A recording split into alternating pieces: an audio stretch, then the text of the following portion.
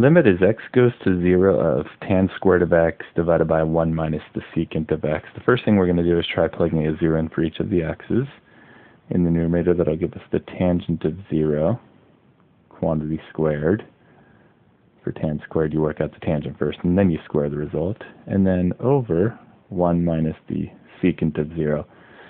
So the tangent of 0 is the sine of 0, 0, divided by the cosine of 0, 1. 0 over 1 is 0. We have 0 squared divided by 1 minus the secant of 0. The secant of 0 is 1 over the cosine of 0, 1 over 1, which is a 1.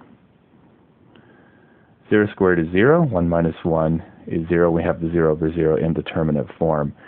Now, since one of the trig functions is in a squared form, we may be able to make use of the Pythagorean trig identity. For tangent, it is tangent squared of x plus 1 equals to the secant squared of x. So if we rearrange this to solve for tangent squared of x, it's equal to the secant squared of x minus 1.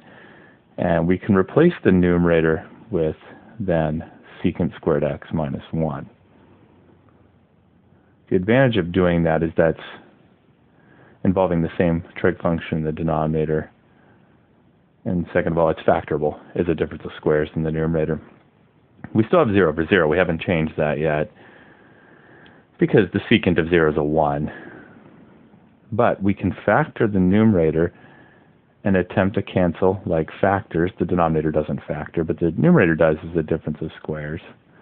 And it will be a secant x plus 1 and a secant x minus 1 divided by 1 minus secant x. You can now see the two factors that are making 0. Secant x minus 1 in the numerator, 1 minus secant x in the denominator. Secant of 0 is a 1. We need to get those to cancel. They're not exact in form just yet. They're opposite signs of each other. We're going to need to factor a negative out of one of them.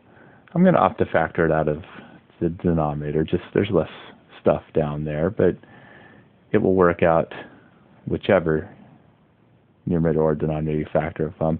If I factor out of the denominator, I will end up with a positive secant x and a negative 1, and those can now cancel. And let's do that. That will remove the 0 over 0. I'm just going to recap what we have left after doing that. I have a negative 1 left in the denominator. 1 over negative 1 is the same as negative 1, so it'll be the same as multiplying by a negative 1 in the numerator. So I have the negative of the quantity of secant x plus 1. At this point, we can plug a 0 in for each of the remaining x's, since we no longer have the 0 over 0 indeterminate form. The secant of 0 is 1 over the cosine of 0. Cosine of 0 is 1. 1 over 1 is 1. So we have the negative of 1 plus 1. 1 plus 1 is a 2, and overall we get negative 2.